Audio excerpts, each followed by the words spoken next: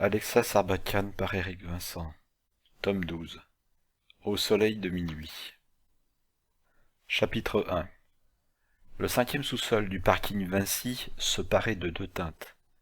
Le gris commun du béton et le rouge marron, abondant, du sang séché. Une nuée de policiers et de scientifiques balisait la zone avec des solutions improvisées. Plots de sécurité orange et blanc, véhicules de fonction, fils de fer barbelés, Chesterton, mines antipersonnelles, rayer les mentions inutiles, et autres objets glanés dans leurs placards à vestiaire. Les cerbères de la loi ratissaient la scène des crimes au peigne à poux. En tête de cette armée mexicaine, le commissaire Santini, flanqué de l'inévitable Yann, chargés tous deux d'organiser l'enquête, d'assurer la sécurité, de préserver la virginité des lieux et de servir des banalités aux journaleux avides de sensationnels. Barthélemy Legros, le médecin légiste, dirigeait la récolte des rois de la pince à épiler et des éprouvettes. Son chuintement vocal n'était pas sans conséquence sur le déroulement des prélèvements. « Attention, vous allez me bougiller la chaîne. »« La chaîne ? Quelle chaîne ? Il n'en porte pas. Ni gourmette, ni chaîne. »« Pas la chaîne, la chaîne. La pince à épiler est trop grosse. Prenez un modèle plus fin pour ne pas chaloper la chaîne. »« Mais il n'a pas de chaîne. La chaîne du crime, imbécile. Je suis pas aidé avec toucher bras cachés. Mais, chef, ils n'ont pas les bras cachés. Ils sont bien là, au bout des épaules. Et c'est plutôt leur tête qui est éparpillée un peu partout. Crétin !» Comme Barthélemy ne butait pas sur la prononciation des sons cré et tin, le subalterne sut qu'il s'était assez foutu de la tronche de son boss. À leur côté, un autre ballet s'organisait. Au crépitement de flash, au bruit de moteurs électriques, les témoins du spectacle morbide imaginaient la venue d'une star de cinéma. Il n'en était rien. 3 inspecteurs, des as du zoom électrique, couvraient le désastre de leurs objectifs numériques. L'équipe paranormale était au complet. Les termes contenus dans l'appel d'un vigile, en patrouille avec son malinois, avaient déclenché l'armada d'alerte positionnée par Démétrius Ouzo. Au premier mot descriptif de la vision peu ragoûtante, des crânes explosés, la Dream Team du surnaturel avait rappliqué dardard. Avec une gueule de bois sévère, légitime conséquence d'abus de vodka noir, un lever dès 5 heures un dimanche matin, ils avaient du mérite de faire preuve d'efficacité. La presse, la télévision, la radio, tels des squales en transe, alléchés par l'odeur du résiné, campaient derrière les limites imposées par les forces de l'ordre. Même les chaînes d'information, supposées investiguer à fond et vérifier 1000 fois leurs assertions avant de les jeter en pâture à la plèbe affamée, usaient de termes provocateurs et y allaient de leurs petites phrases à l'emporte-pièce. Des images captées au téléobjectif circulaient sur les ondes et sur Internet. Les crânes éventrés, les mares de sang, les supputations les plus folles, les sobriquets les plus terrifiants pour dénommer le tueur, tout était bon pour grappiller quelques miettes d'audimat et susciter une panique générale. Vers 6 heures du matin, Alexa avait reçu sur ton téléphone un message laconique de son collègue du 36 quai des Orfèvres. Nouveau meurtre de l'ennemi, 3 cadavres, pas beau à voir, viens avec tes antennes. Elle avait délaissé son Marco vénéré et s'était ruée dans le 15e arrondissement. Son apparition avait été tonitruante. Certes, d'ordinaire, sa houppette blonde, son visage à damner un saint, ses tenues à faire pleurer un arc-en-ciel, l'annonçaient en fanfare. Mais la Ferrari California, fraîchement louée de la veille, note de l'auteur, sa célèbre coccinelle est tombée en panne dans degré de force, et elle n'a pas trouvé plus discret cabriolet à louer qu'une Ferrari California. Cette Ferrari enfonçait le clou. Les caméras et les appareils photo s'étaient rivés sur sa frimousse légendaire. Au feu nourri de questions indiscrètes, elle avait riposté par le plus désarmant des sourires. Pas une seconde à perdre en interview stérile. En plus, dépourvue de matière tangible, elle était bien en peine de lâcher une bribe d'information. Tel un brise-glace de l'ère soviétique, elle avait fendu la banquise journalistique et rejoint son équipe policière favorite. Salut Alexa. Désolé de te tirer du lit avec de sales nouvelles. Je ne te pardonnerai jamais. Marco était sur le point de m'apporter le petit déjeuner au lit. Non mais tu imagines? Mais tu joues à la roulette russe, petit gars. Mille pardons. Allez tiens, une petite boisson chaude. Et Yann, c'est gentil, mais tu n'échapperas pas à la sentence. En plus, le café et moi sommes modérément amis. C'est un thé. Bon, ça ira pour cette fois. Oh Seigneur, c'est la scène du crime. Vu l'étalage de viande, de matière grise et de plasma sanguin, le doute n'était pas de mise. De plus, le Seigneur n'y était pour rien. Par contre, le Seigneur A.I., lui. Oui, la signature habituelle. Valdaran? Aucun doute. C'est certain avec ça. Qui sont les victimes? Pas de papier d'identité et visage trop abîmé pour la reconnaissance faciale. Oh zut, les analyses ADN vont prendre des plombes. Pas besoin, Miss. Leurs empreintes digitales ont parlé. Alexa leva un sourcil, l'air surprise. Ils sont fichés? Oui, tous les trois. Je te présente la chignole, la pétoire et le chauffard. Alexa faillit avaler son breuvage de travers, tant les sobriquets avaient de quoi faire pouffer, en dépit des circonstances dramatiques. C'est leur nom de super-héros? Ouais, en quelque sorte. Alors lui, c'est la chignole, le roi de la cambriole. Il a un CV à faire pâlir un énarque corrompu. Banque, bijouterie, dépôt d'armes, supermarché, bureau de tabac, station essence. Oh, il a à peu près tout braqué dans sa vie. Pas une serrure ne lui a résisté. Charmant.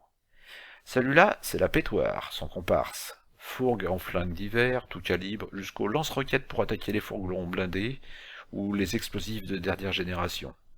Il était capable de te mettre un coffre-fort en pièces détachées, sans abîmer le vase en cristal de mémé déposé à l'intérieur. On dirait un personnage de Michel Audiard. En effet, oui. Et voilà le petit dernier, et non très moindre, le chauffard, a généré plus de courses-poursuites à lui tout seul que la totalité des malfrats de la santé. Ancien pilote de rallye qui a mal tourné lorsque ses sponsors l'ont lâché. Il a pratiquement conduit tout le gratin de Fresnes et de Fleury-Mérogis réunis. En résumé, c'est de la graine de voyou. Tu crois que Valdaran a décidé de jouer les justiciers à sa façon? J'en doute. À mon avis, ils ont bossé pour lui. Et il a effacé ses traces, à la mode de chez lui. Tu crois? Il n'y a qu'un moyen de le savoir.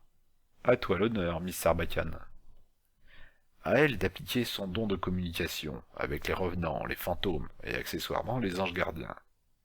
Si les âmes des défunts, tuées avec violence et atrocité, traînaient dans les parages, choquées, meurtries, abasourdies, pas encore conscientes de leur état de trépassé, elle les verrait. Elle se concentra. Hormis le brouhaha des journalistes, des flashs, des sirènes et de la noria des flics, il n'y avait pas de voix, pas de spectre vaporeux. Elle fit appel au renfort, en la personne de son Vidal. Note de l'auteur, oui, je sais, le Vidal est un dictionnaire des médicaments, pas une personne, mais je m'en fiche, j'écris ce que je veux. L'épais support lui insuffla une dose d'énergie supplétive, boostant ses capacités étonnantes. Le silence fut l'unique réponse. Les âmes de la pétoire, la chignole et du chauffard n'erraient pas dans le sous-sol. Tout bien considéré, leur absence était logique. Satan, alias Lucifer, alias Lulu pour les intimes, avait rappelé à lui ces âmes aussi noires que les caisses de campagne de partis politiques. Une aubaine pour lui, des recrues de choix pour animer ses soirées de débauche.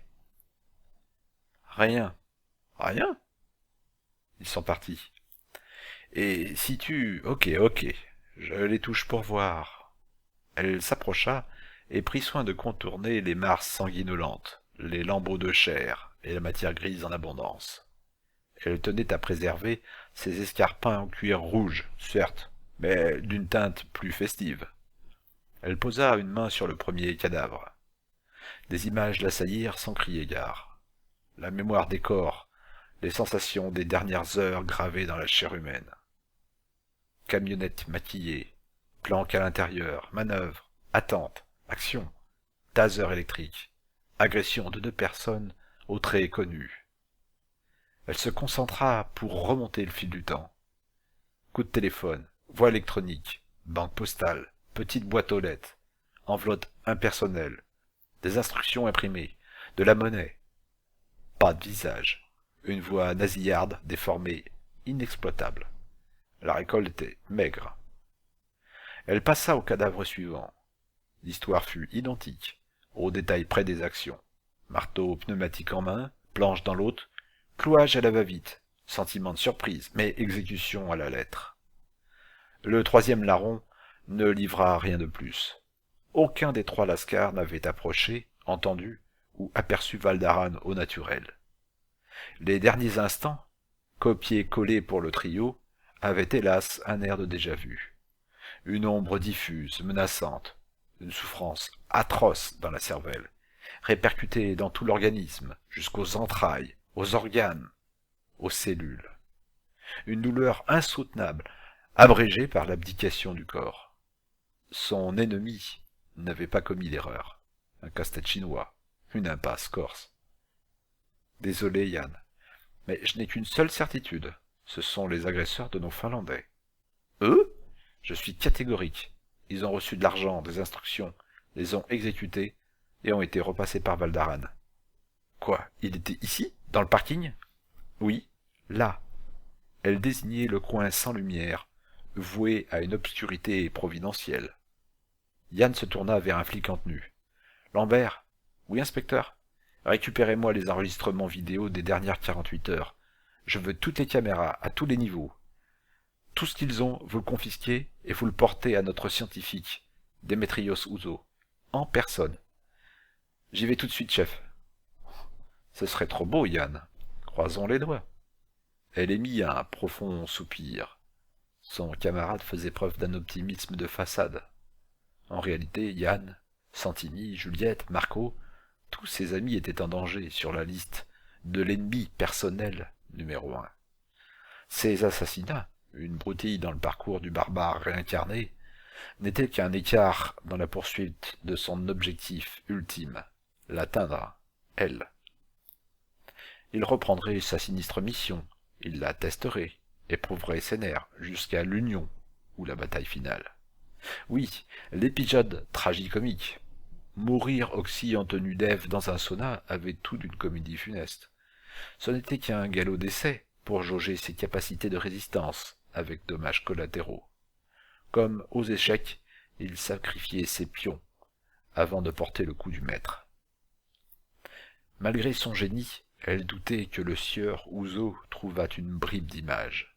Elle était prête à parier la moitié de sa garde-robe que Valdaran ne figurerait ni dans les entrées, ni dans les sorties du parking public. Comme si il avait le don de se téléporter, un pouvoir supplémentaire. Et si elle se trompait, eh bien, tant mieux. Elle pourrait se livrer à une orgie de shopping et renouveler la moitié de ses vêtements. Un jeune marin de frêle constitution se tenait au garde-à-vous sur la coque d'un submersible. Il grelottait, mais le froid n'y était pour rien. La cause de sa frayeur prenait forme. Un géant aux cheveux longs et blonds, au visage couturé de cicatrices, s'approchait à courtes enjambées. Sa réputation de sauvagerie le précédait. D'un bond, il sauta sur le ponton et le traversa sans ralentir la cadence de son pas. Le mousse s'effaça devant son supérieur. Le barbare emprunta l'étroite échelle métallique et s'enfonça dans le sous-marin. Le mousse descendit, verrouilla l'écoutille et hurla dans un communicateur. « De vigie à passerelle, commandant à bord. Écoutille fermée. De passerelle à vigie, bien reçu. En plongée 5 degrés. » Valdaran rejoignit le poste de commandement. Des caméras extérieures, étanches, retransmirent l'environnement sur des écrans plats d'excellente facture.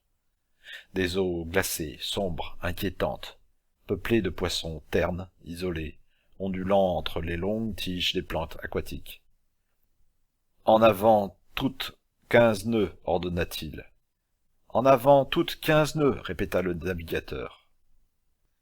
Le guerrier s'affala sur le siège à son usage exclusif, eu égard à son rang hiérarchique. Les sous-mariniers présents, concentrés sur leurs manœuvres délicates en ces eaux peu profondes, encombrées d'obstacles acérés, gardaient un œil attentif aux faits et gestes de leur guide. Son apparente lassitude pouvait se muer en une meurtrière et dévastatrice colère dont il avait le secret. Il suffisait d'une parole ou d'un acte déplaisant. Du barbare, il n'avait pas que le nom, il avait aussi des mœurs. « Commandant » c'était l'officier en seconde. « Quoi » il lui tendait un micro-casque. « Une communication pour vous. »« Bien, donnez-moi ça. » Valdaran enfila l'appareil autour de l'oreille et tenta de s'isoler au mieux. « Oui ?»« C'est moi. » Le guerrier fronça les sourcils. Il devait rendre des comptes. « Que voulez-vous ?»« Savoir pourquoi vous revenez déjà à la base. »« Vous le savez bien, je m'affaiblis. Je dois absolument passer dans la fractuosité. »« Vous avez abusé de l'élastique, n'est-ce pas ? » ?»« C'est indispensable, je n'ai pas de don de voyance, et vos techniques d'espionnage ont leurs limites. Je puise mes informations à la source la plus sûre, le futur. Vous finirez par y laisser la vie, à force d'y laisser de l'énergie. C'est mon problème. C'est notre problème. Nous vous allons laisser agir à votre guise avec Alexa Sarbacane. Sans résultat. Ne perdez plus de temps. C'est une menace. Éliminez-la. Non. Si j'ai une chance de la convaincre de s'unir à moi, ce sera tout bénéfice. Je n'aurai plus à me cacher. C'est un jeu dangereux, elle doit disparaître, comme les autres de son espèce, avec ses dons exceptionnels. Ils peuvent nous contrer. Éliminez-la. Nous trouverons un autre moyen de vous préserver de cette temporalité. Ouais, des promesses. Et ce que j'ai vu dans le futur ne vous intéresse pas ? Qu'avez-vous découvert ? Alexa Sarbacane va venir ici, en décembre. Quoi ? Pourquoi faire ? Se fiancer.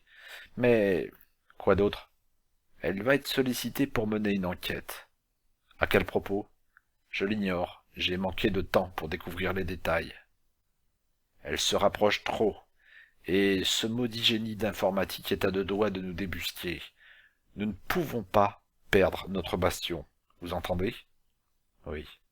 Dès que vous serez ressourcé, tuez-la, ou sinon, vous ne repasserez pas la porte de sitôt.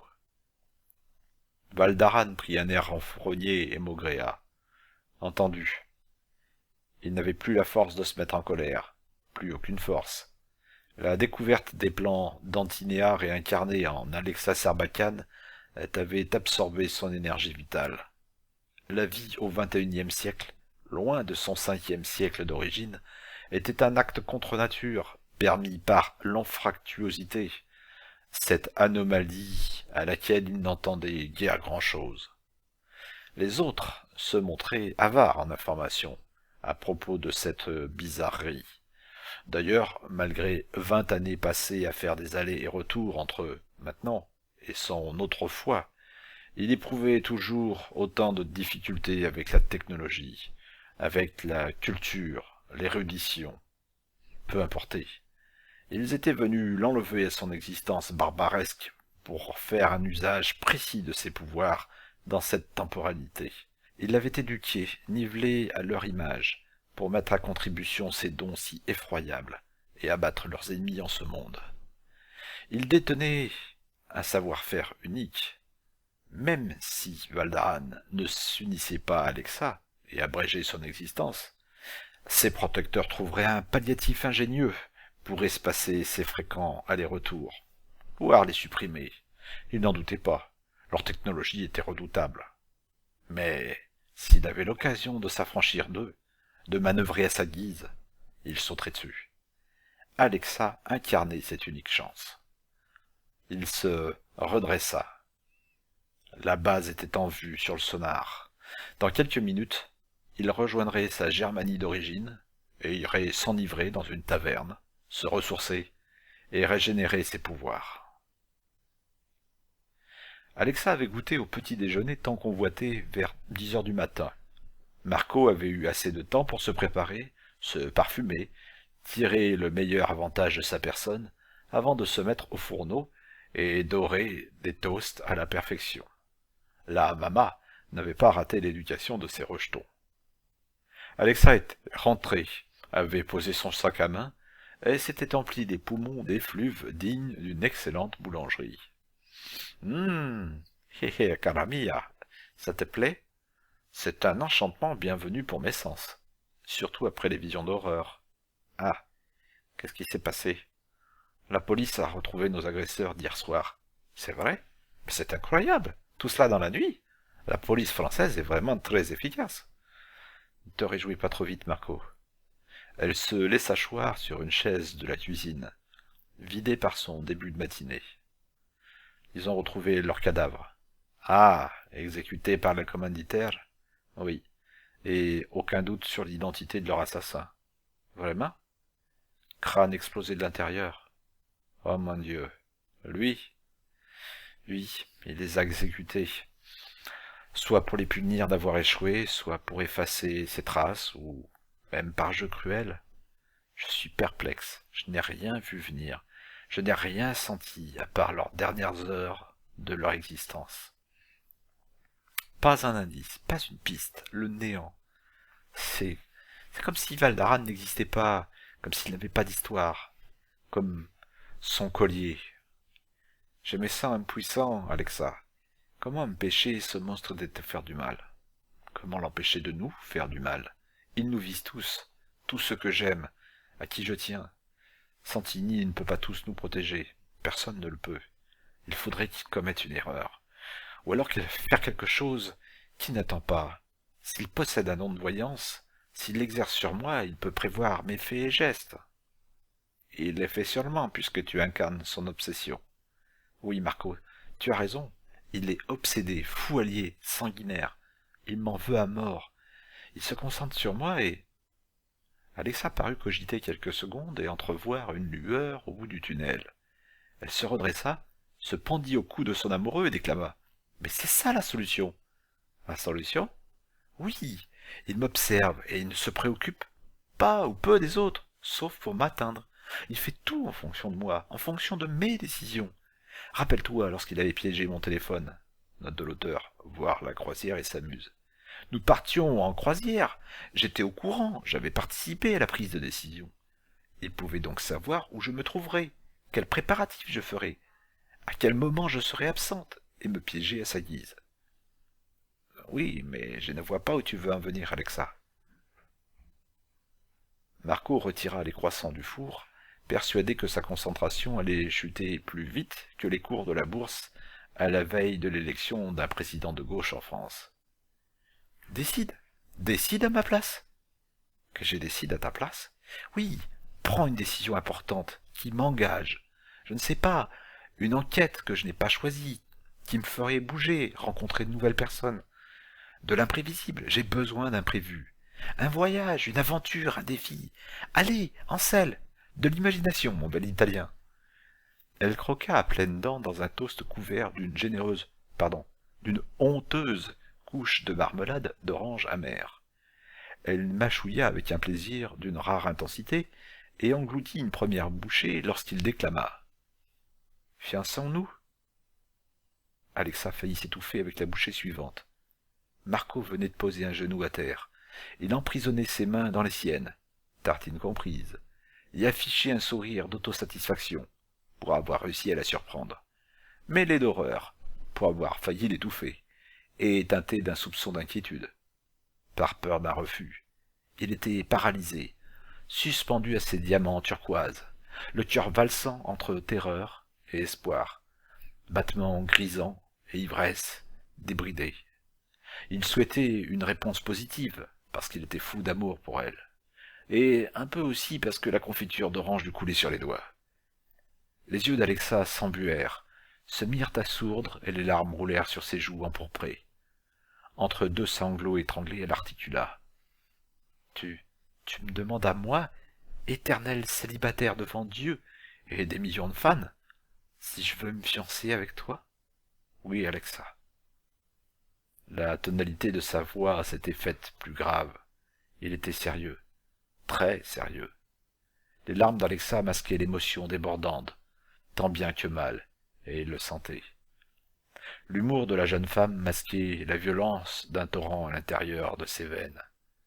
Elle jouait les fiers à bras, mais au fond d'elle, elle n'en menait pas large. Elle était décontenancée, envoûtée, charmée, bousculée. La voyante extra-élucide n'avait pas vu le coup venir et surnageait comme une débutante. « Je le veux, Marco. » Les mots sortirent de sa bouche, comme dans un rêve cotonneux, flottèrent jusqu'aux oreilles de son amant, désormais futur fiancé. Il les reçut comme une délivrance. Son sourire s'élargit jusqu'aux yeux, jusqu'au rite d'expression s'ayant à merveille à son front. Alexa.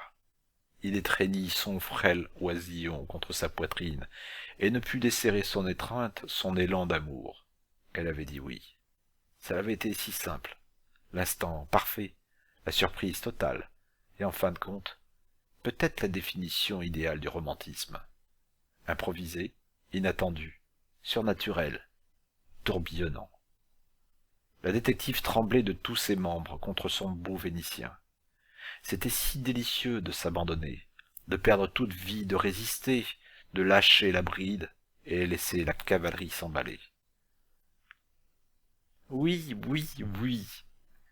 Elle lui offrit un sourire de star aux yeux rougis d'un amour débordant.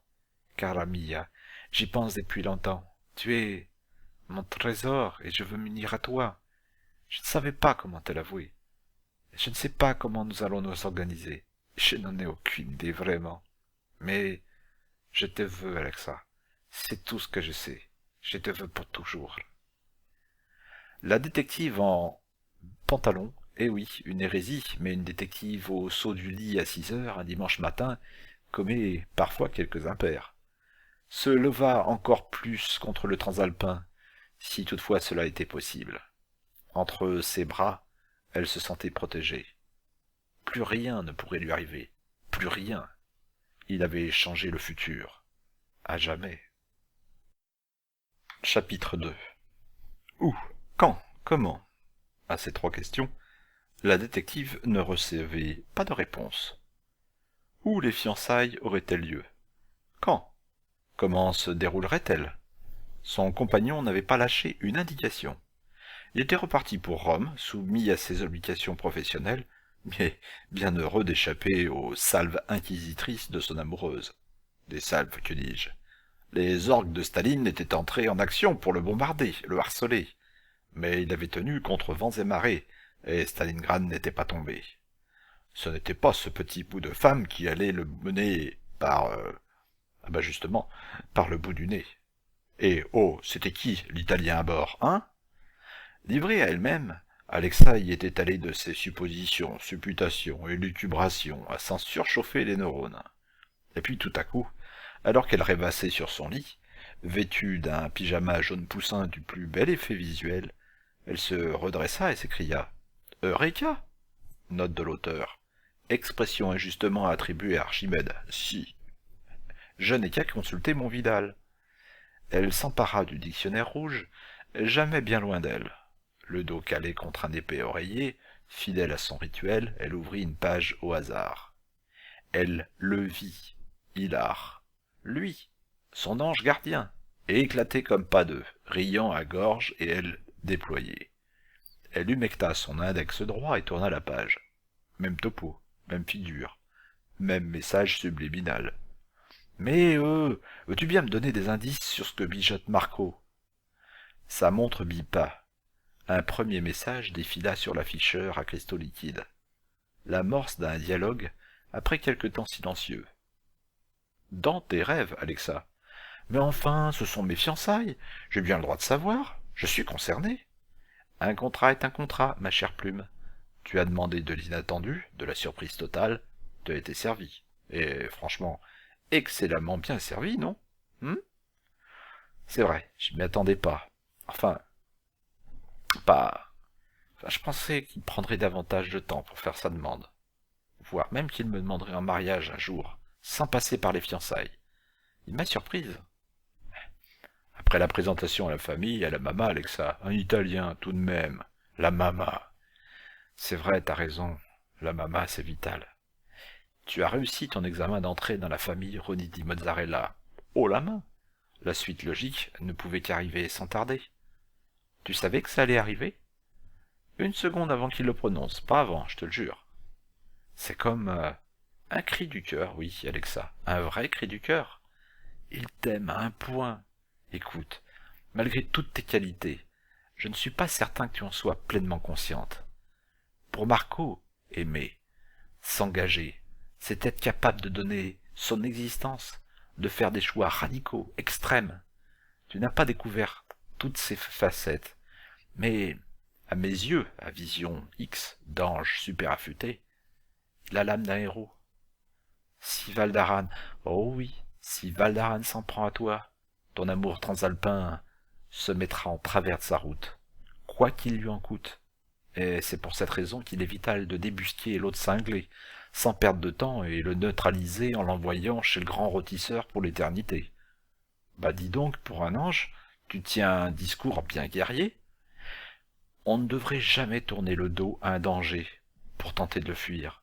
Si on le fait, on le multiplie par deux. Mais si on l'affronte rapidement et sans se dérober, on le réduit de moitié. Philosophe, cher ange. Ce n'est pas de moi, Alexa. C'est Winston Churchill qui a prononcé ces mots. Un homme avisé. Il avait raison. L'affrontement est inévitable. Il faut prendre l'initiative pour affronter Valdaran. Il faut le devancer, coûte que coûte. Mais comment? Nous ne savons rien sur lui. À ses yeux, tes fiançailles sont une provocation. Il nourrit le projet insensé de s'unir à toi s'il le peut. Marco lui a coupé l'herbe sous le pied. C'est la tactique qu'il te faut adopter, Alexa. Il faut aussi que tu puises en toi, en Antinéa Arcadia, que tu développes tes pouvoirs, que tu travailles ta capacité à discerner les auras. Fouille en toi. Et un petit renseignement sur ce que Marco projette. Minauda, la détective d'une voix perchée sur une branche de supplication et des battements d'yeux à damner un saint. Non, rien, nada, que dalle. C'est pour ton bien. Rrr, j'enrage. Je m'en fiche, je demanderai à Yann. Yann, il est au courant de rien, puis c'est pas le moment de le déranger. Alexa rougit à l'idée que son cher inspecteur agrandisse la famille Delaunay, avec le consentement de Juliette, dans quelques recoins de leur appartement, loin des jumeaux. Non, ce n'est pas ça, Alexa, tu n'y es pas du tout. Mais alors, pas du tout, cher détective. Ah bon? Il bosse, il révise son droit d'arrache-pied. Mais pourquoi? Il passe le concours de commissaire sous peu. Non. Vrai? Tout à fait.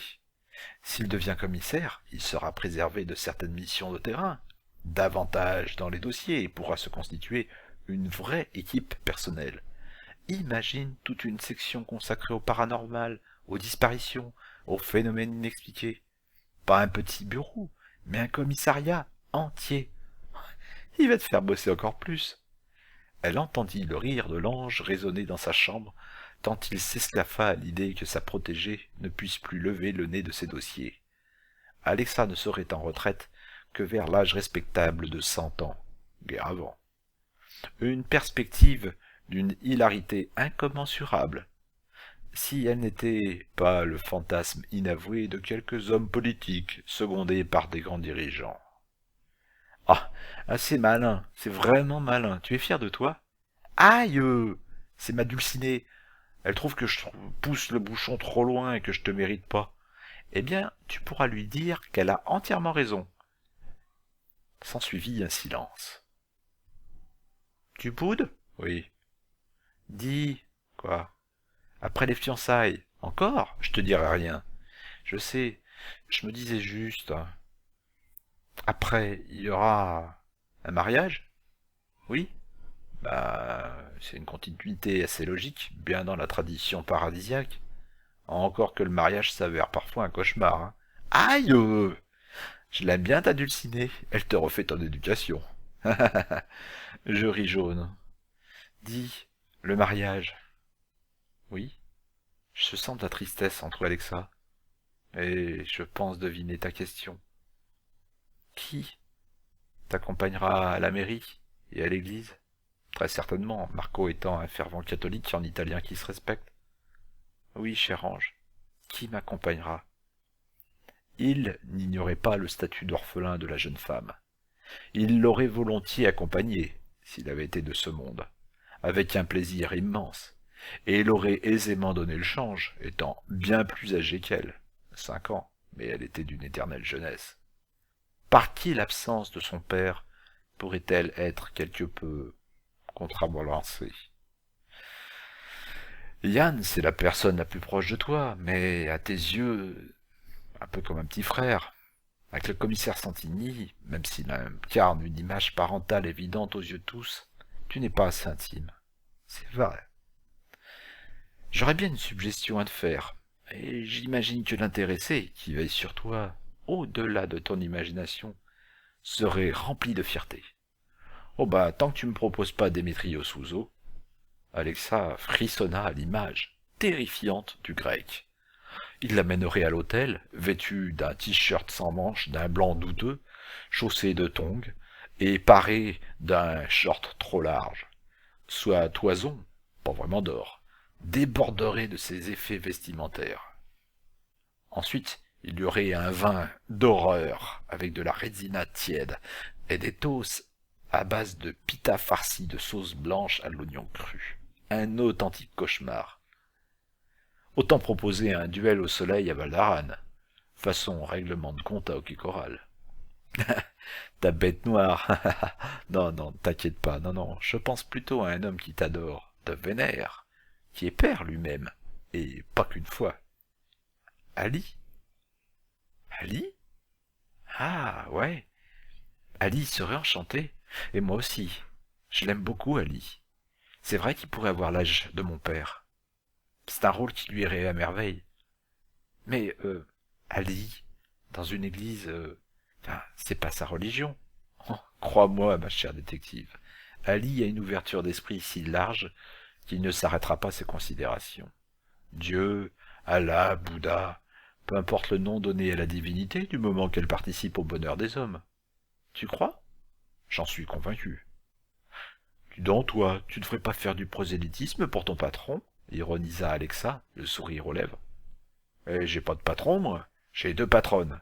Aïe! Bien fait. Ne te moque pas de moi et de ta chérie. Mais vous êtes impossibles, mesdames. C'est pour ça que tu nous adores. Au fait, quoi? Merci pour cet échange. Ça faisait longtemps, ça m'a fait du bien. Même si je suis heureuse, hein, vraiment très heureuse. Nos conversations, tu sais, je sais, Alexa. Il est temps de te reposer. Endors-toi. À la grande surprise de son protecteur en titre, la jeune femme obéit et s'allongea dans les draps frais au parfum de lavande. Le glissement de son corps dans l'étoffe généra un bruissement pareil au frottement des pattes des cigales. Il ne manquait plus qu'un beau romain ou romarin, note de l'auteur. Romain ou romarin, non mais vous avez vu ça, hein? Je vais avoir l'air malin pour le traduire ce jeu de mots en anglais. Tiens, il ne manquait plus qu'un beau romain ou romarin à ses côtés pour s'endormir en paix, sereine. La presse people, les quotidiens sérieux et les magazines de voyance ne parlaient que des prémices d'union du couple le plus glamour et le plus célèbre de France et d'Italie. Marco Roni di Mozzarella, PDG des pompes Muller, veuf le plus en vue de la mode transalpine, figure officielle de quelques produits de luxe et de prestige auxquels il prêtait son physique de Phébus. Nous sommes chez les Romains, je le rappelle, pas chez les Grecs, alors exit Apollon. Il se fiançait avec Alexa Sarbacane, la personnalité préférée des Français, la plus connue, la plus spatiale, la plus extra-lucide, la plus extra, la plus tout court. Les sponsors se battaient pour offrir leurs services et leurs comptes bancaires afin d'allier leur nom et logo à la cérémonie des tourtereaux. Alexa, dans son duplex désormais assiégé par des hordes de groupies, comme à l'époque bénie des yéyés, n'en croyait pas ses yeux et puisait dans la méditation mentale la force de résister à ce tsunami médiatique. À cette tourmente, le couple fabuleux avait décidé d'accorder une exception. La détective avait accepté une seule apparition à la télé, dans Futur Simple. En accord avec lui, son italien se dissimulerait dans le public, en retrait. L'émission consacrée à la voyance permettrait à Alexa de répondre aux questions de téléspectateurs sur leur avenir, et entre chaque intervention, de dévoiler quelques pans de sa vie personnelle et professionnelle, si quelques secrets demeuraient des mystères pour le grand public. Alexa était aux anges. Elle était dans son élément, la voyance, et son amoureux était près d'elle, aussi souvent que possible. Dès qu'il pouvait se libérer, Marco sautait dans un Falcon et rejoignait Miss Sarbacane. Lorsque ses activités, ses filatures, ses rendez-vous s'espaçaient, la jeune femme prenait les commandes d'un jet et se ruait à Fiumicino. Désormais, elle se repérait bien dans Rome, se débrouillait avec quelques rudiments d'italien, en tout cas assez pour jouer les touristes affranchis dans la ville éternelle. Même si le rythme était trépidant, Alexa vivait son union avec Marco comme un bonheur sans nuages. Les séparations devenaient moins douloureuses, car les promesses de se revoir s'accompagnaient d'engagement, de planning, de certitude, autant d'éléments pour rasséréner l'un comme l'autre. Une seule ombre s'affichait sans complexe dans le tableau idyllique, au dire de Miss Sarbacane. Elle n'avait toujours aucune idée sur la nature de leur fiançailles, au bout de 3 mois d'enquête et de harcèlement. Elle enrageait. Quand diable la cérémonie aurait-elle lieu? À vrai dire, elle s'en amusait et respectait la règle du jeu, même si elle se targuait du contraire. S'il avait une véritable inquiétude, elle était une toute autre nature. Val d'Aran. Le monstrueux barbare ne pouvait l'ignorer. La nouvelle avait fait le tour de la planète et s'affichait dans tous les magazines. Même s'il se coupait du monde, pour d'évidentes raisons de discrétion, il ne pouvait pas avoir loupé l'information, tant le battage médiatique était intense. Pourquoi ne réagissait-il pas? Pourquoi ne la contactait-il pas? Quoi? Aucune menace? Aucune promesse de tuer dans l'œuf ses fiançailles? Craignait-il que ses adversaires en sachent assez sur lui pour ne plus bouger un petit doigt? Il n'avait pourtant rien à redouter. Les meurtres de la Chignole, la Pétoire et le Chauffard avaient été classés au rayon des mystères et boules de gomme. Rien, pas un indice n'avait suinté de cette affaire. Les bandes vidéo, parfaites, intactes, n'avaient pas été trafiquées. Et pourtant, Val d'Aran n'était jamais entré dans ni sorti du parking Vinci. Jamais. Cette abomination ignoble portait sa signature, mais elle ne s'expliquait pas avec des arguments logiques. Alors, pourquoi se tairait-il? Mijotait-il un coup rapproché, lourd de symboles? Là encore, la logique s'effritait. Les assassins, obsédés par un individu, ou les tueurs en série, éprouvaient tous le besoin de sortir de l'ombre et d'avancer dans la lumière sous les feux de la rampe. C'était viscéral. À l'ère de l'ultramédiatisation, de la starisation à outrance, c'était inévitable. « C'est bientôt à vous, mademoiselle Sarbacane. » La voix de l'assistante de plateau tira la détective de ses réflexions intérieures. Elle se mira dans le miroir, satisfaite du travail de la coiffeuse et de la maquilleuse affectées par la production. Grâce aux enseignements conjoints d'Antinéa et de Claude, sa sérénité était optimale. Cette réussite se construisait sur l'auto-hypnose, sur la recherche de ses mémoires oubliées. Elle renouait avec son ancêtre prêtresse et apprenait d'elle à embrasser son environnement, son univers comme un tout, une peinture multicolore, une mosaïque où chaque pièce, distincte, reconnaissable, revêtait une importance cruciale dans le tableau final. À chaque incursion dans son moi caché, elle rapportait de l'enseignement, de l'expérience, de la vie, de la joie. Son aïeul, son âme, avait précipité la fin de son existence, en l'abrégeant au glaive, pour échapper à Val d'Aran et son emprise. Antinéa n'en gardait aucune rancœur, estimant son sacrifice essentiel. L'absence d'union avec le mal absolu, incarné par le barbare sanguinaire, avait empêché la création d'une descendance démoniaque, le règne des ténèbres. Alexa était consciente de cet enjeu. Là où Antinéa, acculée, avait choisi la voie du retrait définitif, sans haine, Alexa comptait sur ses amis, sur ses forces, sur son travail acharné pour apprendre, se défendre et l'emporter. Sans haine, mais sans pitié, ni remords. Le moment venu, elle affronterait Valdaran et vendrait chèrement sa peau. Désormais, elle était une guerrière en paix, ou une pacificatrice. Note de l'auteur.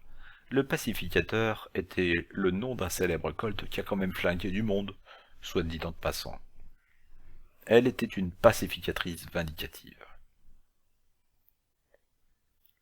Elle se leva et se dirigea vers le plateau de télévision.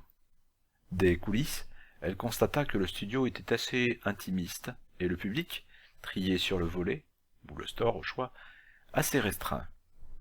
Malgré l'ombre entretenue sur les témoins assis sagement, elle reconnut la silhouette de son Marco adoré, et la brosse impeccable de Claude François, venu en ami et en supporter.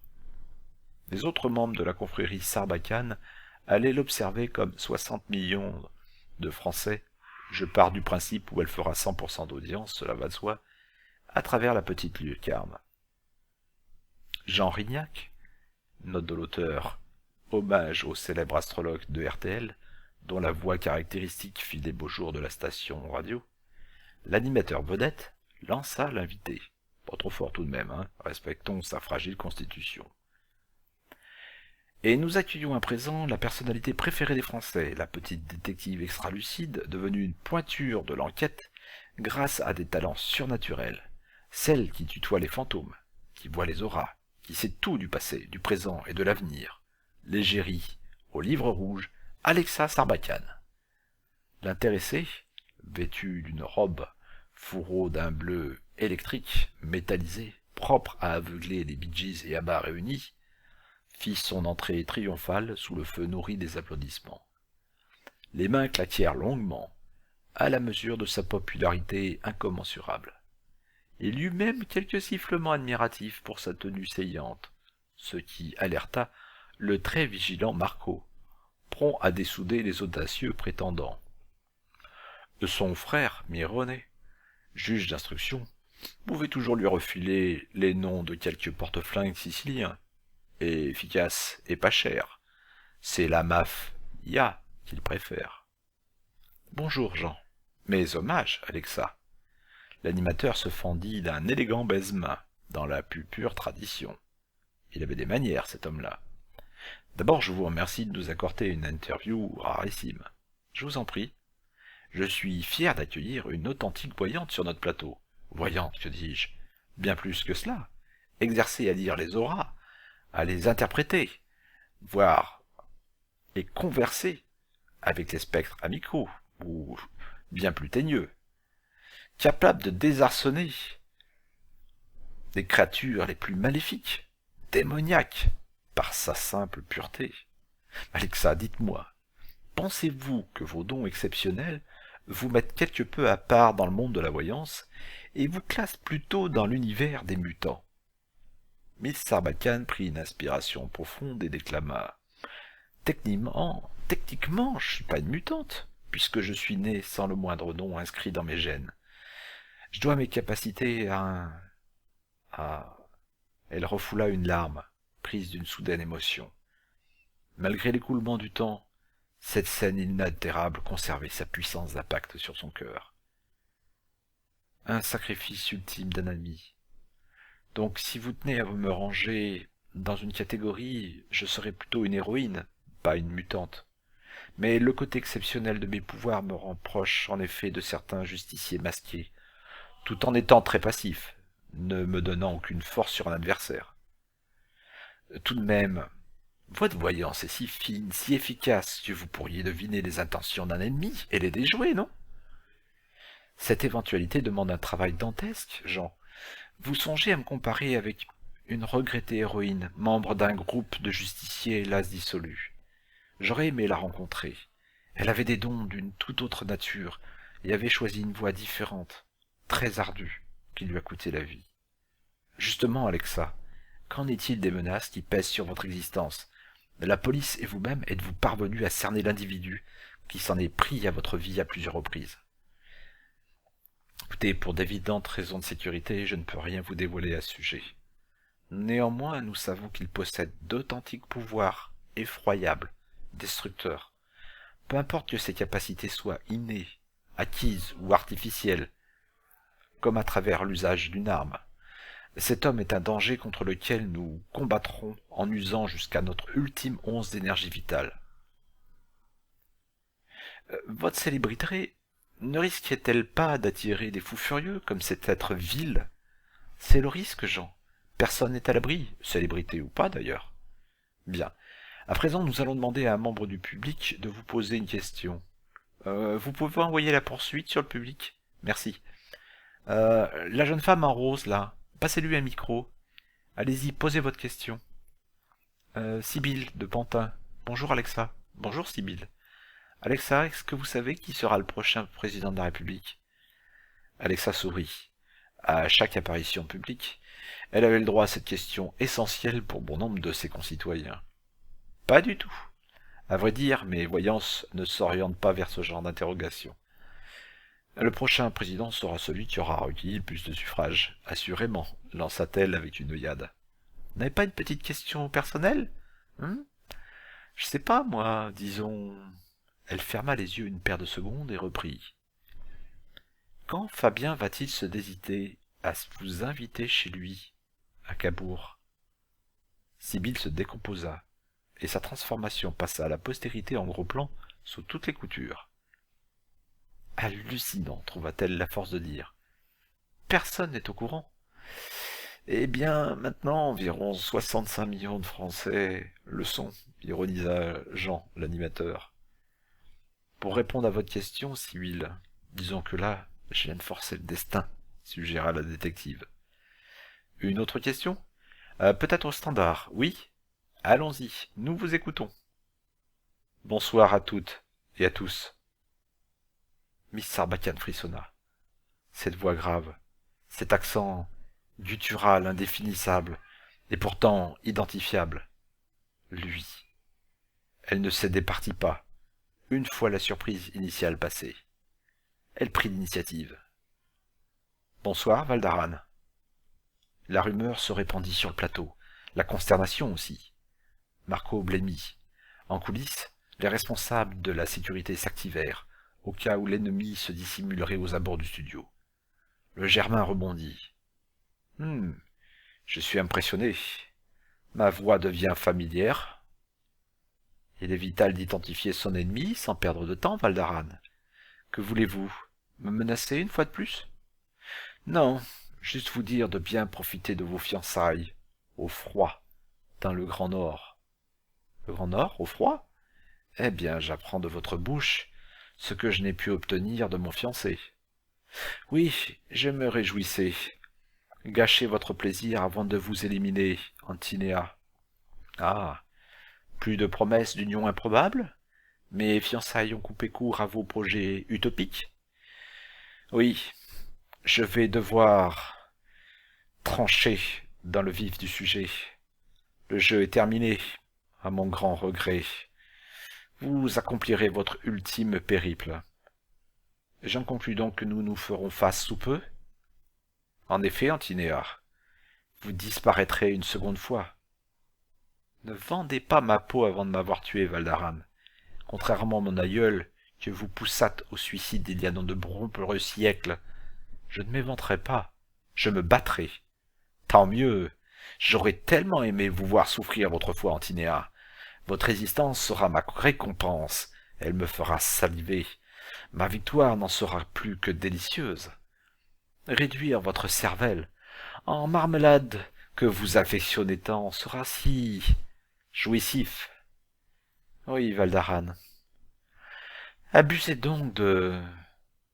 Un mot s'imposa en lettres capitales aux yeux de la jeune détective, l'espace d'une micro-fraction de seconde. L'élastique?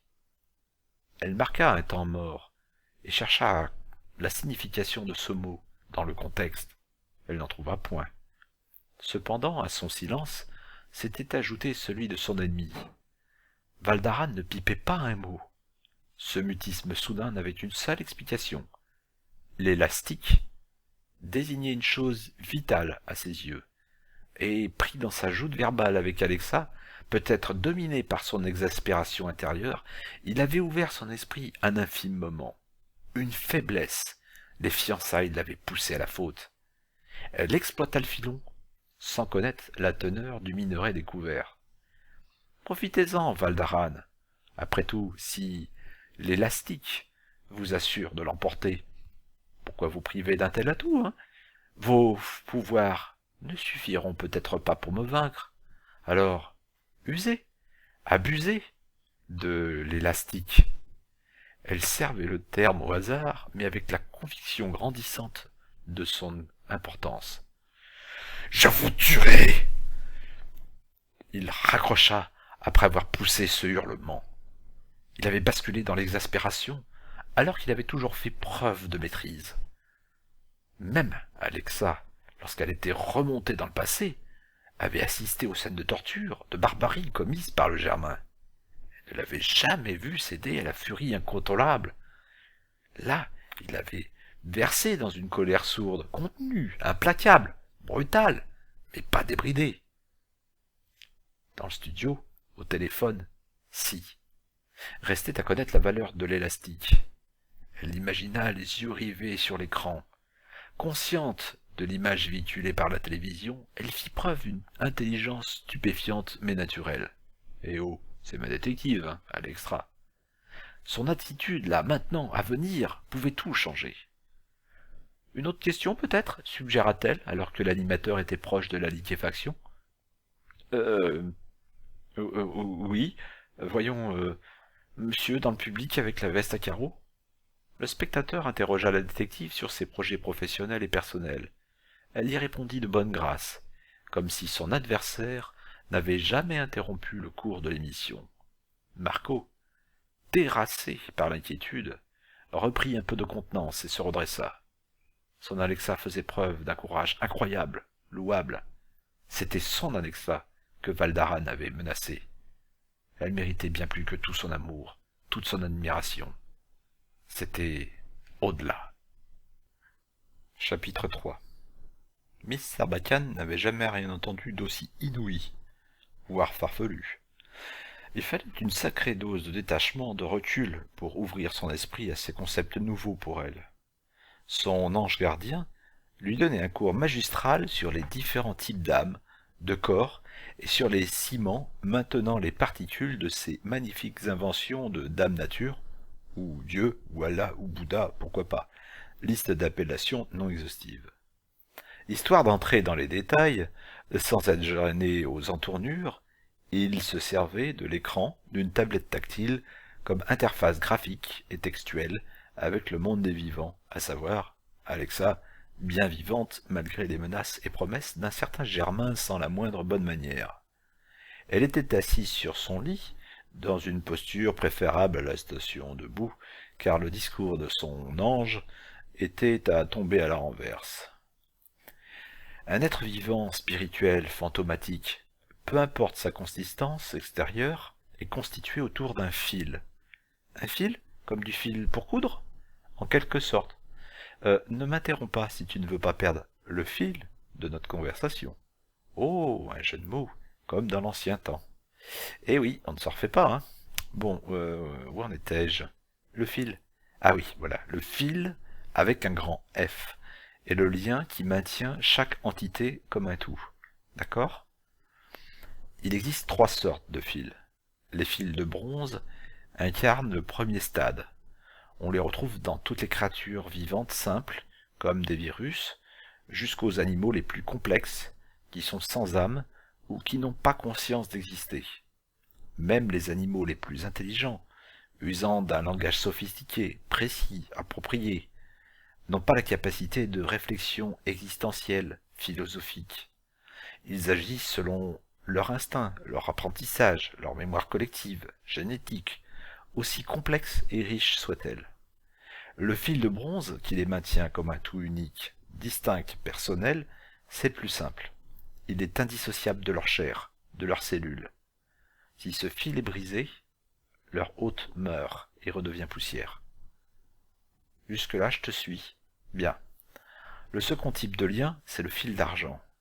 Il unit les éléments du corps ensemble, mais en plus, il est rattaché à une âme. Instinctivement, elle se mira dans le miroir qui jouxtait sa couche et se palpa. « C'est ce que j'ai à l'intérieur ?» ?»« Oui, Alexa. Toi, tous les hommes et femmes, tous les êtres extraterrestres corporels doués d'intelligence, de réflexion, animés par les sentiments, les émotions, des plus nobles aux plus viles aussi. Le fil d'argent a la propriété d'être malléable, étirable. L'âme, avec de l'exercice, de l'entraînement, peut s'extirper du corps, s'aventurer dans l'espace multidimensionnel, dans le temps, retenu au corps par le fil d'argent. Une sortie corporelle? Une sortie du corps astral, c'est ça? Tout à fait. Mais rares sont les personnes qui le font, n'est-ce pas? Tu as raison, Alexa. Ça demande de la discipline, de l'entraînement, de la maîtrise, de la pratique, de la prudence. Des exigences que peu d'illuminés sont capables de satisfaire. Mais cependant, en théorie, tout humain a la capacité de sortir de son corps physique. C'est insensé. Mais non, pas du tout. Parce que nous arrivons à la troisième sorte de lien, le fil d'or. Celui-ci, c'est l'aboutissement de l'évolution, celui des êtres de lumière, des entités énergétiques, des express extraterrestres qui ont trouvé la voie pour s'affranchir en partie ou en totalité des contingences corporelles, en partie en se régénérant par des artifices ou en prenant possession temporaire de corps humains. Comme le font les fantômes? Non, plutôt comme le feraient des espèces parasites. Les fantômes prennent rarement possession, puis quand ils le font, c'est avec délectation, et c'est souvent à mauvais escient. Ce sont des fils d'argent coupés, leur corps est déjà mort, avec l'âme au bout, et ils s'installent de force dans un corps déjà occupé par une âme, et lié solidement par un fil d'argent. Souvent, la prise d'assaut ne dure pas parce que cette occupation contre nature oppose des forces déséquilibrées. L'occupant légitime est bien plus puissant et rejette naturellement l'intrus. Par contre, une espèce parasite à fil d'or est mieux armée pour occuper un humain. Elle peut même couper le fil d'argent. Cette césure lui souleva le cœur comme si Valdaran en personne se chargeait de cette ignoble besogne. Et si elle quitte le corps occupé, que se passe-t-il alors? On obtient une sorte de zombie, avec des fonctions primaires semblables à un animal, avec des vestiges mémoriels de la chair, mais rien de plus. Un pauvre air. C'est irréparable. Oh mon Dieu. Tu connais des cas? Sur Terre, non. Et les cas de possession par les fantômes sont toujours réversibles. Et ailleurs, tu as visité d'autres mondes? Pas eu le temps. J'avais une détective sur le feu, si tu vois ce que je veux dire, cher Alexa. Ouais, je vois. J'ai gâché ta vie et ta mort, en fait. Je suis vraiment impossible. Mais non, Miss Sarbacane, pas le moins du monde. Tu as sublimé ma vie. C'est gentil ce que tu dis, mais... Enfin... Allez, Alexa, pas de tristesse. Tu en valais la peine. Et je suis très heureux comme je suis à veiller sur toi. Et très heureux avec mon ange Lot. Dis-moi. Oui? Tu crois que je pourrais faire une sortie astrale? Il imprima une série d'émoticônes souriantes sur l'écran. Puis il reprit le cours de son explication. Mais ma chère, la question n'est pas de savoir si tu en as la capacité, mais c'est de déterminer quand tu pourras le refaire, et de préférence de manière contrôlée, sans fâcheuses conséquences pour ton organisme. Quoi? Mais je n'ai jamais... taratata. Relis mes lires, Miss. Regarde bien ce que j'ai écrit. J'ai parlé de navigation dimensionnelle, spatiale et temporelle. Tu veux dire que mes incursions dans mon passé romain, c'était... Non. Et mon état comateux, c'était une conséquence de mon inexpérience? Oui. Et si je maîtrisais cette capacité, je ne me refroidirais plus comme un glaçon? Tu éviterais une détérioration aussi radicale. Les écarts de temps et de température s'amenuiseraient. Et je pourrais me promener, errer, flotter, comme si j'étais en apesanteur? Oui. Ah, l'apesanteur, ça c'est un terme évocateur à tes yeux, n'est-ce pas? Ah, je donnerais cher pour la revivre, en effet, mon cher ange, tu le sais bien. Je sais. Vieux souvenir. J'ai encore une question à propos des fils. Je t'écoute. Tu as parlé d'évolution. Est-ce que, est-ce que ça signifie que le fil d'argent peut devenir fil d'or? Oui, c'est arrivé à certaines espèces, au bout d'un long processus d'évolution, après d'innombrables sorties astrales, toujours plus longues, plus audacieuses, et sur des millénaires, génération après génération. C'est jamais arrivé d'un coup? Si, quand une âme quitte un corps avec son fil d'argent, et qu'elle n'est pas réincarnée, mais promue dans un nouveau rôle. Alexa sentit l'émotion l'étreindre. Ses yeux s'embuèrent. Elle osa une question. C'est ce qui t'est arrivé? Oui, ma chère plume. À cause de... Non, non, non. Grâce à toi. Si tu le dis. Et moi, si Valdaran me transforme en carotte râpée, en marmelade d'Alexa, j'aurai un job à plein temps au ciel? Ou je serai réexpédié sur Terre par Chronopost? Tu me poses une sacrée colle, là.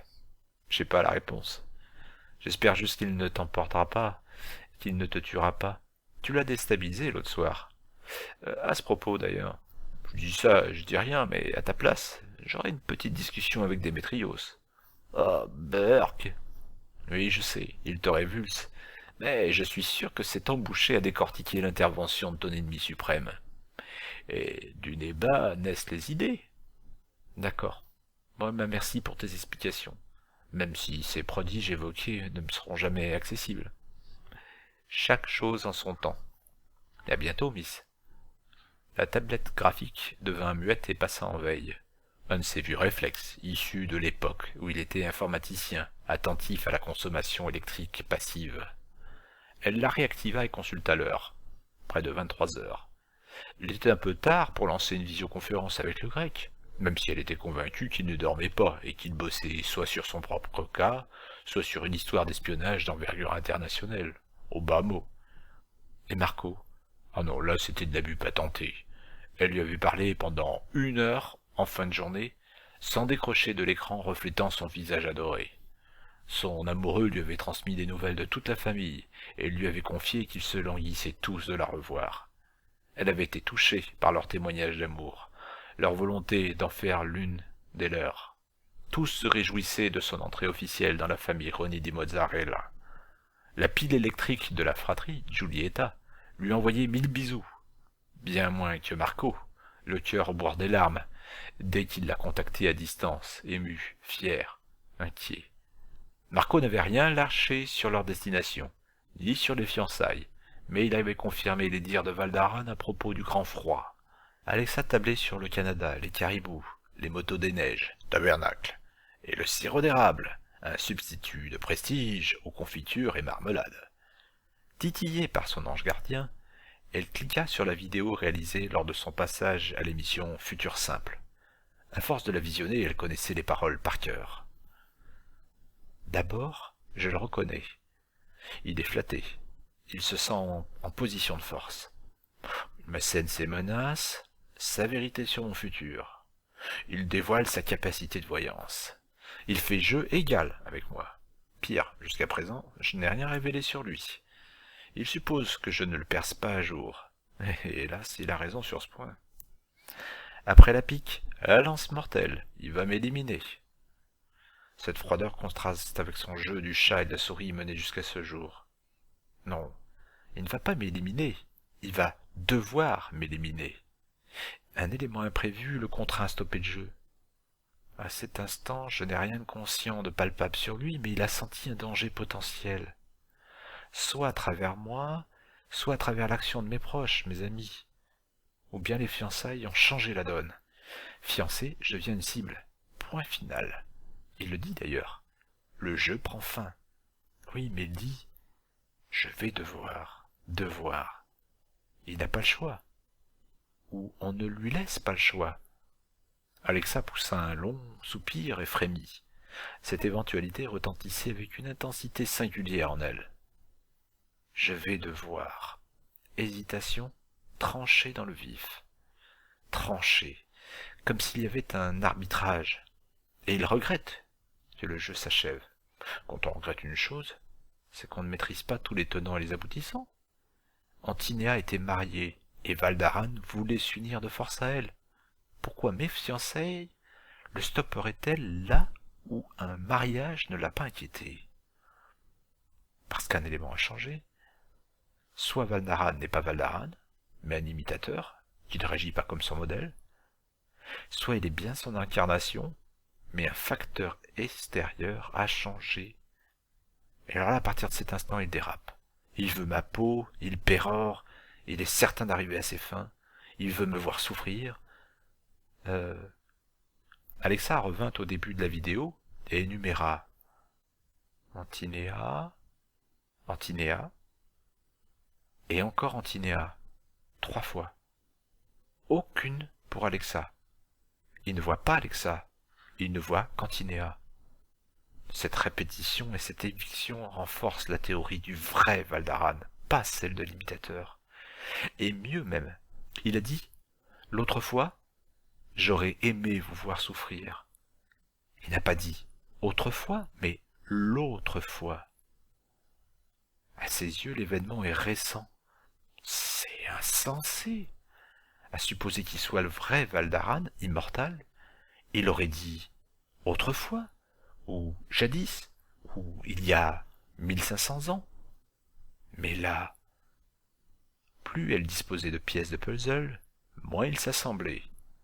Et le morceau le plus consistant, l'élastique, était informe. Elle n'avait pas le choix. Le grec. Burke. Elle lança une demande de connexion vidéo avec l'Hellène. Images et sons survinrent sans crier gare, sans lui laisser une seconde pour se mettre en condition de révulsion culinaire. Mouais. Et Démétrios s'était coiffé, rasé, vêtu avec goût, d'une tenue immaculée, d'une chemise lilas et d'une cravate mauve. Il ne dégoulinait ni de sueur, ni de bouffe. En arrière-plan, l'appartement était propre et en ordre. Alexa faillit prendre un rendez-vous d'urgence chez un ophtalmologue. Avait-elle la berlue? Des hallucinations? Valdaran manipulait-il sa cervelle encombrée de rêveries transalpines? Démétrios? Pas de commentaires, s'il vous plaît. Faites vite, je sors. Bien, bien. Je viens de visionner l'émission une énième fois. Et je me demandais si Valdaran n'était pas immortel. Enfin, si... C'est curieux. Lorsqu'il a parlé de la mort d'Antinéa, c'était comme si elle était arrivée il y a quelques jours. C'est illogique. Et ses premiers actes datent de notre époque d'environ 20 ans dans la ferme des Charriers. À supposer qu'il ait été, je sais pas, transporté de l'époque romaine à il y a 20 ans. Il dirait autrefois, ou dans le temps, non? Possible, et alors? Il a dit l'autre fois. Il a commis une erreur sur l'utilisation du temps. C'est tout? Non, il y a un autre détail. Il n'a jamais prononcé mon prénom. Vous l'énervez. Moi aussi. Il n'y a rien d'étrange. Ah, très drôle. Il a cité Antinéa à 3 reprises. Pas Alexa, mais Antinéa. À ses yeux, je suis la prêtresse. Il n'y a pas d'autre réalité pour lui. Ça vous choque pas? Je vois pas où vous voulez en venir. C'est le véritable Valdaran. Il n'y a pas d'autre explication. Ah, donc il est immortel. Et voilà pourquoi on ne trouve aucune information sur son élimination, puisqu'il ne l'a pas été. Il vit depuis le 5e siècle, il est immortel, indestructible, doué d'un pouvoir de destruction et capable de prédire votre avenir. Mon avenir, mais aussi celui de Marco. Mon amoureux n'a pas cafeté sur nos fiançailles, et Valdaran paraît savoir où et quand elles auront lieu. Où il espionne ses communications, son trafic internet, etc. Vous verriez un barbare sanguinaire de l'époque romaine devenir une pointure de l'espionnage électronique, meilleur que vous, Démétrios. La réflexion de la détective fit mouche. Alors que le grec était impatient, sur le point de mettre les voiles pour aller à son mystérieux rendez-vous, il s'assit enfin à sa table de travail, face à la caméra. Il se gratta le menton, pensif. Meilleur que moi? Ouais. Plus j'y pense, plus je trouve cette hypothèse bancale. Même pour un imitateur se ferait prendre. Je fais fonctionner un réseau de pointures, je peux vous l'assurer. Les meilleurs des meilleurs. Un seul homme ne peut pas nous battre tous, c'est illogique. Il y a des appuis, des aides, c'est obligatoire. Une organisation? Il a dit qu'il devait se résoudre à abandonner le jeu du chat et de la souris avec moi. Il n'est pas seul à décider. Il rendait compte à une hiérarchie qui a intérêt à me voir disparaître. L'obsession de l'union ne lui est plus permise. Valdaran ne peut pas connaître mes visions qui le concernent. Il ne les a pas instillées, il en ignore le contenu. Et pourtant, elles correspondent en tout point au personnage public que nous connaissons. Ça tendrait à asseoir la théorie d'un même et unique homme, immortel. Il aurait été pris sous l'aile logistique et protectrice d'une puissante organisation, comme la mafia. Possible, oui, mais je vous certifie qu'il ne s'agit pas de la Camorra sicilienne. La logistique, oui, mais les connaissances pour naviguer dans les réseaux sans se faire prendre, jamais. Alors une agence gouvernementale, ou aussi puissante qu'un gouvernement de l'ombre? Ça c'est plus probable, oui. Et l'élastique, vous avez trouvé des idées? Qu'est-ce que c'est cette chose qui a bien pu le mettre en furie? Toujours aucune idée. Des algorithmes complexes analysent les conversations du monde entier, dans toutes les langues, tous les dialectes, pour déterminer si ce mot est prononcé dans un contexte particulier, autre que la fonction première de cet objet. D'accord. Tôt ou tard, il commettra une erreur. Et on le coincera. Je ne vous dis pas bonsoir, selon la formule consacrée. La dernière syllabe prononcée, il enfonça l'interrupteur de la caméra, pressé de se carapater. Démétrios s'était comporté de manière civilisée, ou presque, comme s'il était un autre homme, doté d'une autre âme. Étrange. Après les explications de son ange gardien sur les fils, elle aurait parié que celui maintenant les cellules graisseuses du grec était en bronze, tant il était plus proche de l'animal sauvage, ascendant sanglier, que de l'homme. Et voilà qu'il était plus que présentable, impeccable. C'était arrivé une fois auparavant. Note de l'auteur. Dans la croisière et sa muse, où Démétrios avait eu un mystérieux rendez-vous. Oui, une seule fois. Le sieur Rousseau avait-il une fréquentation occasionnelle? Une femme dans sa vie, lui? Le plus misogyne des misogynes? Ou alors, un homme? Il était grec, mais bon, leur réputation était surfaite, et les Grecs n'étaient pas tous originaires du Mykonos. Elle ferma les yeux. L'image d'un vieil homme s'imposa à elle. Le genre du magnate du disque, Eddie Barclay, grand, costaud, yeux bleus, tenue superbe et blanche de la tête aux pieds, mais toute sa chevelure immaculée et ondulant, fine moustache, la soixantaine, une classe folle. Quel rapport avait-il avec Démétrios? Un autre mystère nimbé du brouillard en fumant la cigarette entreaperçue. La jeune femme s'apprêtait à stopper toute son informatique et à se résoudre à dormir, lorsqu'un message tomba dans l'escarcelle de sa boîte aux lettres. Elle l'ouvrit et lut. « Hello Alexa, j'ai fait un rêve, je l'ai dessiné et photographié. Je n'ai aucune idée de la signification, mais je l'ai trouvé trop étonnant pour ne pas être anodin. J'espère qu'il t'aidera. Bon courage à toi. Amitié. Mirella. » La sœur de Marco avait-elle eu une nouvelle prémonition? Avec fébrilité, elle prit connaissance de la pièce jointe. La scène était stupéfiante, fantasmagorique. Elle représentait un pont à haubans, similaire au viaduc de Millau.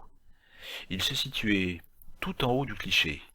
Il était petit, comme s'il était lointain ou haut. Il émergeait d'une couche nuageuse ou brumeuse. En dessous, il y avait une cité à l'architecture ultramoderne, voire futuriste, avec une intense circulation véhiculaire. Elle occupait tout le bas de la photo. Il y avait un fil ou un câble qui partait du pont et retenait un corps minuscule au loin, mais qui grossissait au fur et à mesure qu'on regardait vers le bas de la Seine, vers la ville, pour devenir une énorme paire d'yeux, au pied de la brume, regard tourné vers la cité. Un ensemble qu'elle aurait qualifié d'art moderne, digne de figurer au centre Georges Pompidou. Il n'avait pas de saveur particulière, sauf ce regard, les yeux de Valdaran. On dirait son regard. Pourquoi a-t-il les yeux fixés sur cette cité, attachée par un fil? Un fil? Elle jubila. Il tenait au pont grâce à un fil. Mirella l'avait dessiné en pleine sortie astrale. Le pont symbolisait l'ancrage à son corps, à la terre. Le fil d'argent, bien sûr. Il évoluait hors de son enveloppe charnelle, dans l'espace et le temps. Il voyait une cité futuriste, il se projetait dans l'avenir, et découvrait les projets d'Alexa, de ses amis, ses aides. Et ce fil d'argent se distendait comme un élastique. Ce que son ange gardien avait nommé fil, Valdaran le nommait élastique. Tout s'expliquait enfin. Elle envoya un message de remerciement sincère à Mirella, lui confia que son aide précieuse venait d'éclairer un pan entier de son existence. Grâce à elle, elle en savait un peu plus sur son ennemi. Ensuite elle s'allongea et trouva le sommeil en sourire, rassérénée, confiante, fière même. Chapitre 4. Nous étions le 23 décembre, et Noël, en toute logique, n'était plus que dans 2 tout petits jours. Note de l'auteur, je ne suis pas que littéraire, j'ai des dons pour le calcul mental et je prouve. Alexa savait enfin le quand. Il prenait l'avion à 11 heures à Roissy-Charles de Gaulle. Levé des poltrons minés, note de l'auteur, rien à voir avec un chatrouillard qui est le poltron miné, Alexa bouclait ses 4 valises en vertu de la sempiternelle règle de base féminine, 1 valise par jour de déplacement. Marco se contentait, en homme qui se respecte, de l'essentiel, de l'utile et du fonctionnel. Son nécessaire logeait dans un unique grand bagage. Bref, le transalpin était normal. Alexa, c'était une autre histoire, mais ce qui la rendait exceptionnelle, c'était justement ses petits travers si attachants. Leurs émoluments respectifs autorisaient des excédents de bagages scandaleux. Une question lancinante tarabustait Marco. Il consentit à la formuler avec son accent inimitable. « Alexa, je ne comprends pas. 4 jours de vacances, 4 valises. Pourquoi as-tu sorti une 5e? Pour ramener des cadeaux et des souvenirs ?» Réponse logique de la demoiselle au grand cœur. Marco se mordit les lèvres pour ne pas vendre la moindre mèche et révéler à sa dulcinée la nature et la destination de leur voyage. L'Italien plaqua son front bouillant contre une vitre froide du duplex. Les trottoirs regorgeaient de poudreuse. Les prévisions annonçaient un temps clair, un froid glacial et un ciel dégagé, ensoleillé. Parfait pour décoller de l'aéroport. La météo de leur destination était identique. Tout se déroulait à merveille, comme dans un rêve. Alexa, son amour, était guillerette, enjouée, souriante, pimpante. La crainte de voir Valdaran attenter à ses jours s'était soit envolée, soit si bien dissimulée qu'elle donnait un change parfait. Un gros véhicule Mercedes se parqua dans la rue. C'était l'engin commandé pour les mener à bon port, livré avec un chauffeur et un porteur de bagages, rétribué à la hauteur de la cargaison transportée. « La voiture vient d'arriver, cara mia. Je suis prête ?» La vision eut de quoi le conduire à la cécité sans passer par la case départ, mais en touchant 20 000, luxe, dans les mirettes. Il avait prié Alexa de s'habiller en fonction du Grand Nord. Elle avait suivi les instructions à la lettre. Tenue de ski, 1 pièce, jaune canari, chapka rose, lunettes protectrices violettes, blouson turquoise, après-ski fourré en moumoute rose accordé avec la coiffure, écharpe et gants mauves. Alexa s'était muée en un paquet de M&M's ambulants. « Eh !» L'Italien en perdait sa langue. Très éloquent. « Tu en dis quoi ?»« Que je ne te perdrai pas dans la neige. » Alexa éclata de rire. Elle avait mis le paquet de M&M's. Son homme était tourneboulé. Ce n'était rien en comparaison des fringues de rechange logées dans sa bagagerie. Et c'était sans compter sur ses talents pour dénicher des tenues extravagantes en séance de shopping. « On y va, amore mio ?»« Ah, italiano. Tu craques, hein ? Je t'aime, Alexa. » Il l'attira, la leva au creux de ses bras avec la sensation de tenir un chamallow vivant contre lui. Il l'étreignit avec la volonté de jamais s'en séparer. Rien ni personne n'y parviendrait. Rien. Ce serait lui arracher le cœur. Miss Sarbacane en fut bouleversée et se lâcha. « Ti amo, Marco. » Si le chauffeur en charge de leur transport ne s'était pas manifesté par l'entremise de l'interphone, ils seraient demeurés soudés l'un à l'autre durant des heures, à se murmurer des douceurs fondantes comme un moelleux au chocolat. Ils se résolurent à lever le camp. Lorsque la jeune femme verrouilla la porte de l'appartement, elle sut que tout changerait. que plus rien ne serait comme avant.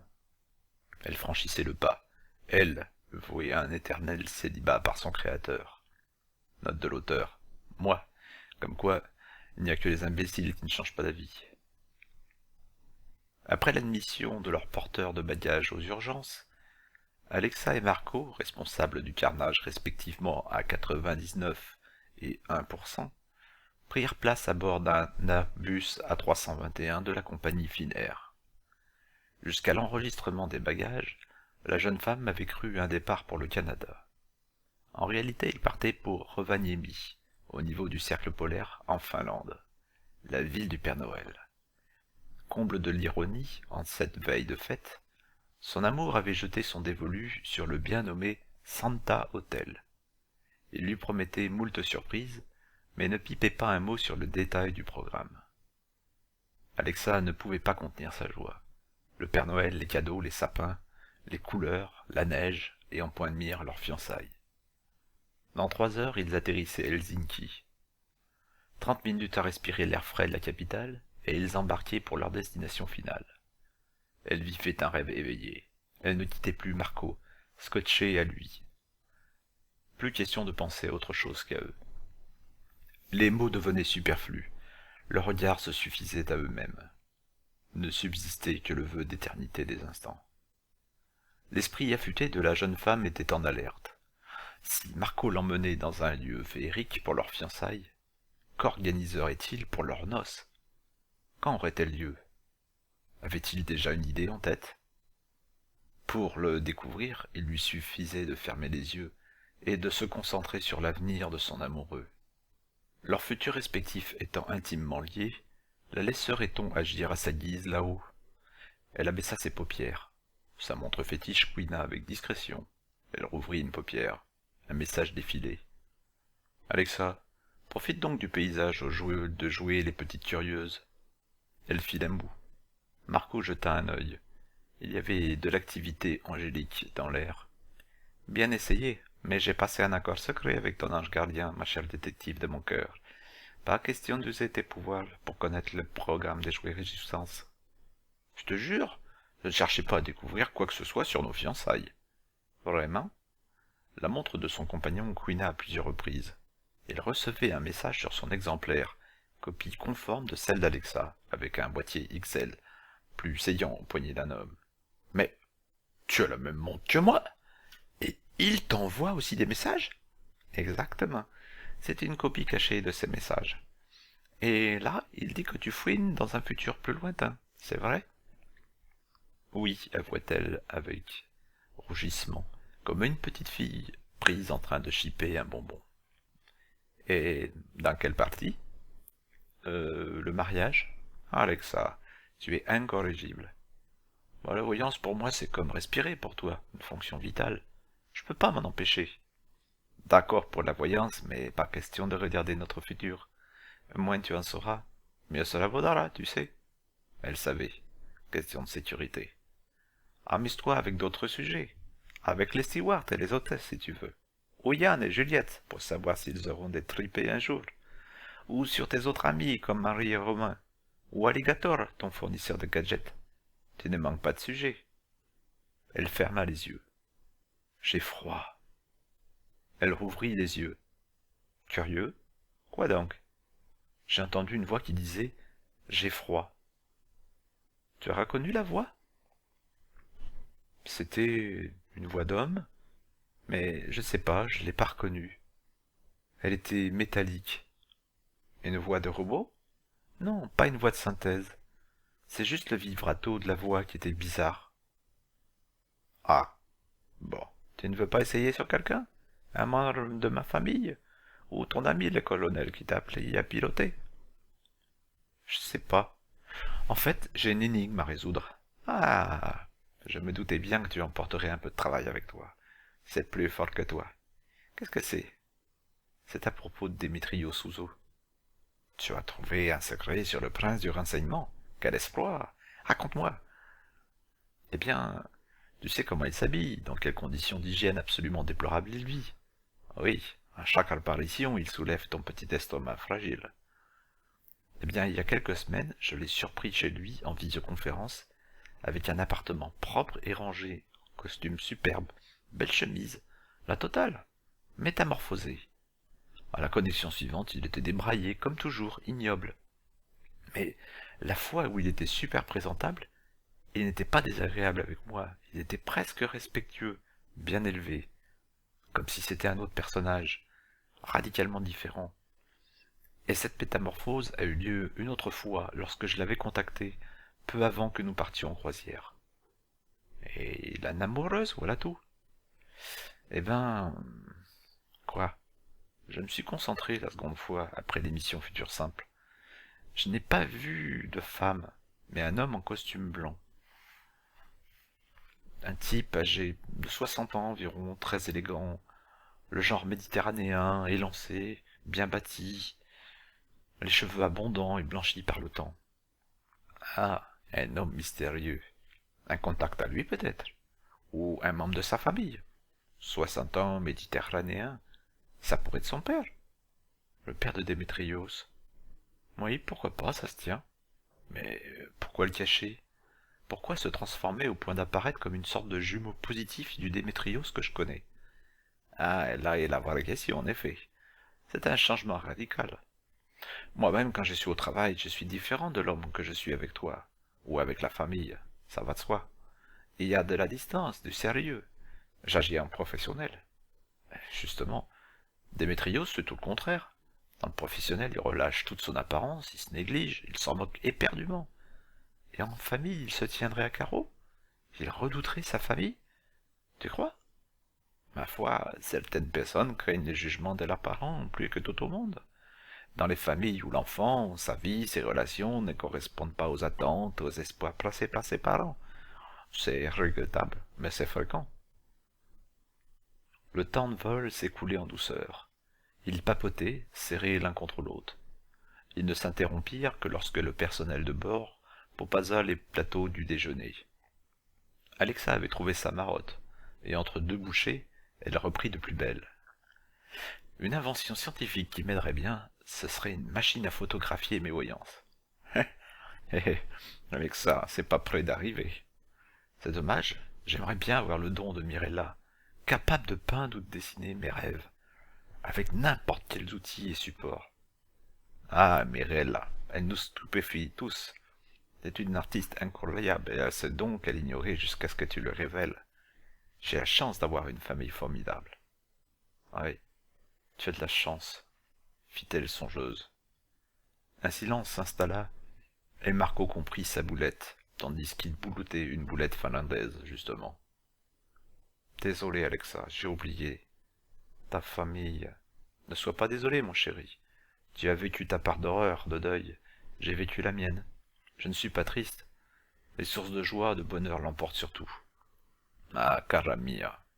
Il la gratifia d'un baiser et d'un geste tendre sur la joue. N'empêche que j'aimerais bien savoir dessiner ou extraire les images de ma cervelle. Ce serait pratique. Imagine que l'homme aperçu dans ma vision soit un espion d'envergure internationale, connu des services de police, et que Démétrios soit un traître. Ah, ça, quelque part, ça te ferait plaisir qu'il soit un agent double. Ou triple, ou quadruple. Ah oui alors, ah j'aimerais ça. Je ne t'ai jamais vu aussi espiègle. Ah, c'est juste l'idée qui m'amuse. Bon, enquêtons sur ces personnages. Tu as peut-être remarqué un détail d'importance. Il avait un costume blanc, tu as dit? Oui.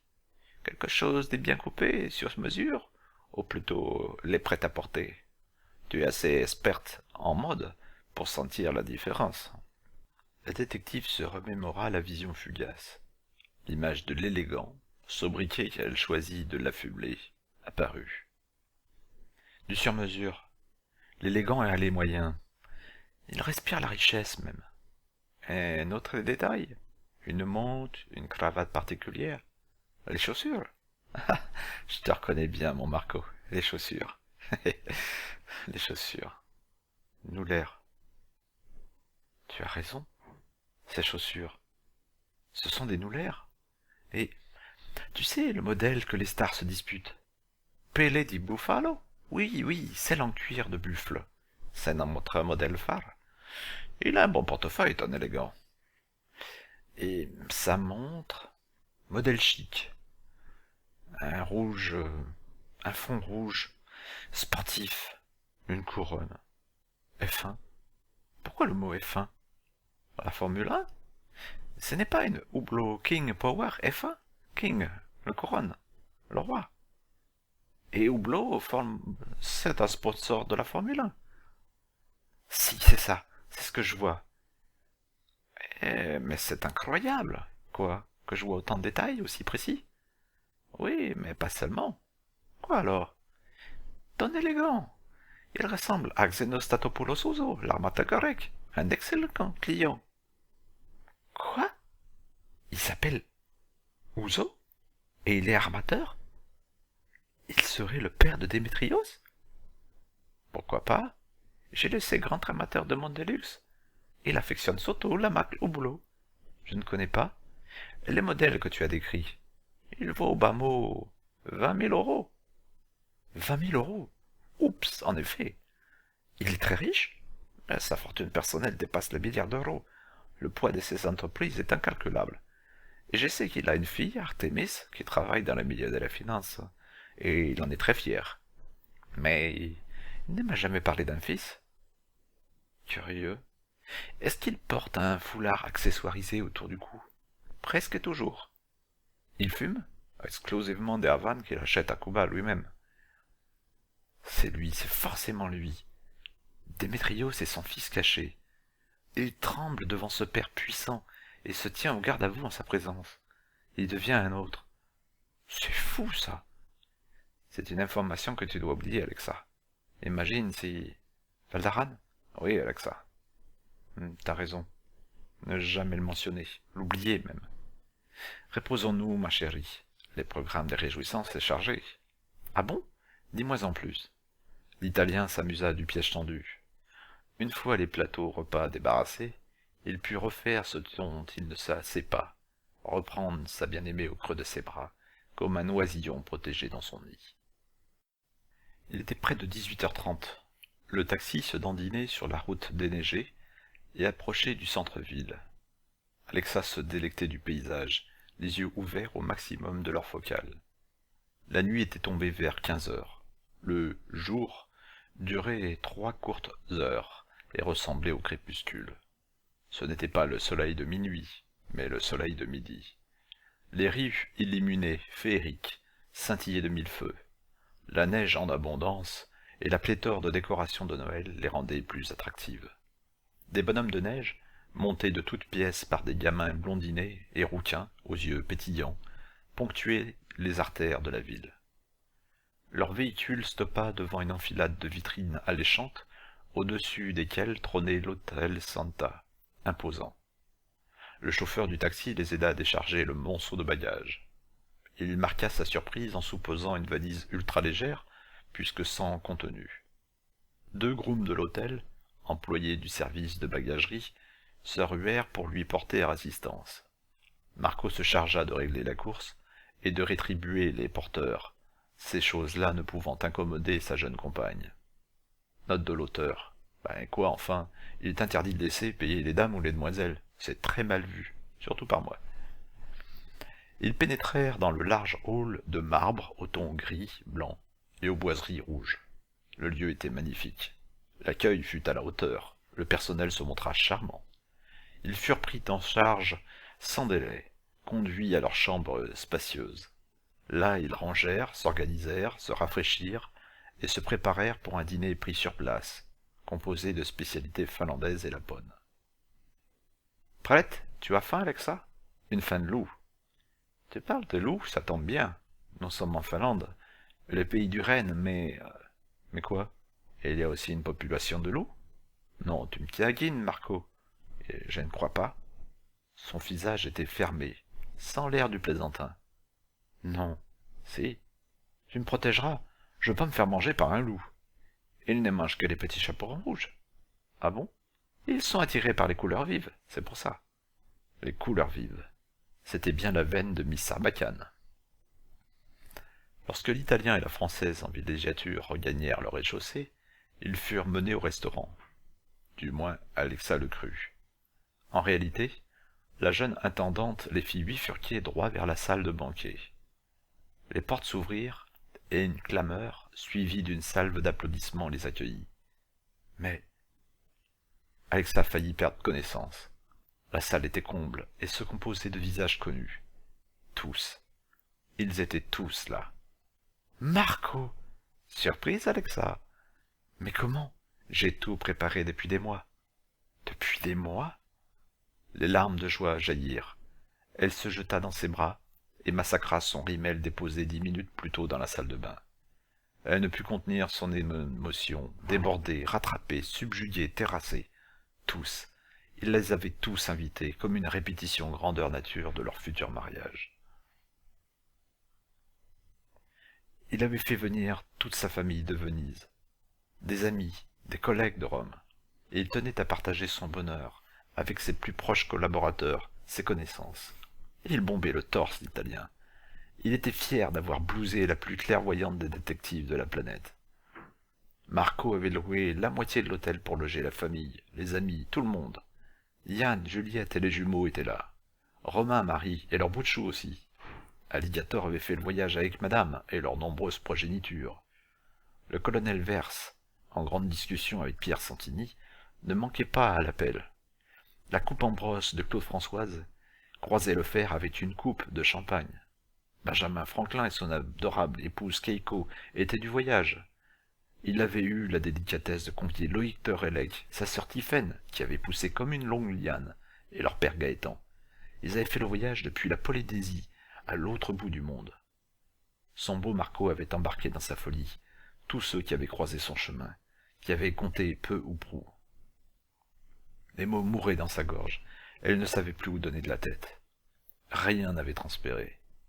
Il, son ange gardien, avait dû se donner un mal de chien à filtrer ses visions pour préserver un secret aussi dantesque. Et ce fut cet instant qu'elle le vit. Il était là, visible de ses seuls yeux, audible de ses oreilles d'extralucides. Présent comme un fantôme, comme autrefois, au détail près qu'il arborait une splendide paire d'ailes immaculées. Au milieu du tumulte, du brouhaha, des rires et des chants, c'est tous les jours le printemps, voici venir le temps, note de l'auteur. Hommage au monstre gentil Casimir qui a bercé la fin de mon enfance, voilà. Elle n'avait Dieu que pour cette vision surréaliste d'un autre monde, hors du temps. Les mouvements des convives ralentirent, leurs paroles s'assourdirent, leurs lèvres se figèrent, jusqu'à l'immobilité et le mutisme parfait. Le temps suspendit son vol, comme dans le poème du grand Alphonse. Note de l'auteur. Hommage à Lamartine. Oui, je sais, je passe de Casimir à Lamartine. C'est pour habituer le lecteur à l'excellence et à la frivolité. Il s'approcha d'elle. Bonsoir, Alexa. Oh, mais tu es là avec... Oh, t'es si magnifique avec tes ailes. C'est essayant, n'est-ce pas? Dit-il avec le sourire aux lèvres. Ah oui, oui, oh bravo. Alors là, jamais j'aurais imaginé un seul instant qu'une chose aussi merveilleuse puisse arriver. En ce jour exceptionnel. Toute cette réception, si inattendue, tout leur amour, leur gentillesse. Et Marco, il est si touchant. Et toi, là, devant moi, tu es si réel, comme autrefois. Elle pleurait à chaudes larmes. Son ami, son ange gardien, son confident. Il brillait de mille feux, de toute sa splendeur angélique, baigné de la lumière venue des cieux. Mais comment? Tout est figé. Comment? Explique-moi. J'ai obtenu une autorisation exceptionnelle, parce que tu es une personne exceptionnelle, même aux yeux des grands Manitou là-haut. Oh mon Dieu, quelle surprise! J'ai bien manœuvré, n'est-ce pas? Tu m'as donné du fil à retordre. Ton pouvoir n'est plus facile à endiguer, tu as tellement progressé et pris l'assurance. Je suis fier de toi. Merci, mon ange. Alors le temps est suspendu parce que là, à la seconde précise, nous le suspendons. Vous là-haut? Non, non. Nous. Toi et moi. Moi? Mais c'est impossible. Si, c'est possible. Tourne la tête. Elle s'exécuta et eut le choc de sa vie. Elle était à 2 ou 3 mètres de son corps Son enveloppe charnelle trônait à côté de Marco, aussi paralysé que l'ensemble des invités. Un filin argenté, brillant comme un soleil ardent, reliait son âme à sa chair. Le fameux fil d'argent. Face à cette scène surréaliste, elle aurait pu céder à la panique, par peur que le lien ne se rompe. Il n'en fut rien. Elle était baignée de fines particules de lumière. Elle lui conférait une consistance cotonneuse, douce, bénéfique. Ce bien-être était la chose la plus délicieuse vécue jusqu'à ce jour, mieux qu'une marmelade d'orange, ce qui n'était pas peu dire. La sortie astrale, le temps suspendu, le présent figé, et aucun effet secondaire? Voilà. C'est ton cadeau pour mes fiançailles? Je n'y suis pour rien. Tu apprends, tu progresses, tu gagnes en confiance. Tu es... Tu es merveilleuse. Je suis si fier d'être ton gardien avec ça. Tu peux pas imaginer. Elle soupira. Il y avait tant d'amour dans ses paroles. Tu parlais de cadeaux pour tes fiançailles. J'en ai un à te faire. Vraiment. Déjà, que tu sois là, que tout le monde soit là, c'est si... Tout le monde? Vraiment? Ne manque-t-il pas des êtres chers? Tous les vivants sont là. C'est vrai, Alexa. Il ne manque que les éternelles absences. Alors, regarde un peu par là.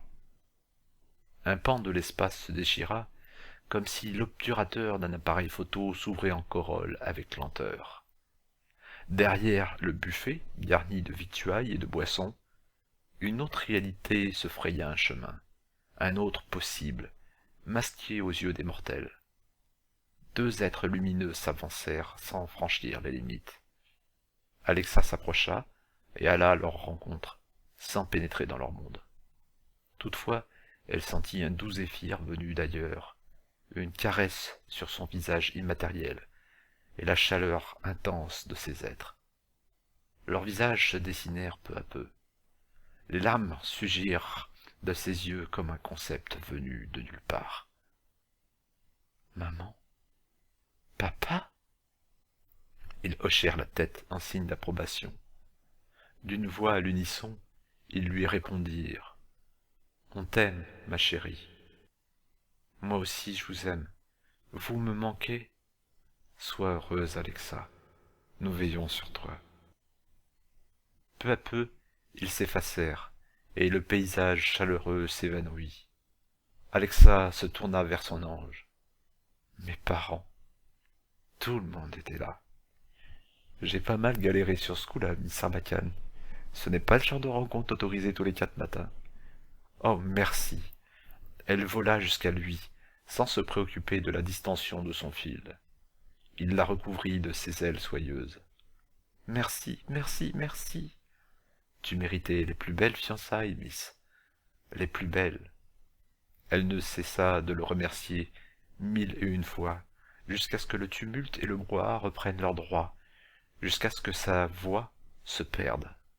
Marco séchait ses larmes en les recueillant au bout de ses doigts, le sourire jusqu'aux oreilles. Tu méritais les plus belles fiançailles, Alexa, les plus belles. Tu es heureuse? Comme jamais, Marco. Jamais je n'étais aussi heureuse.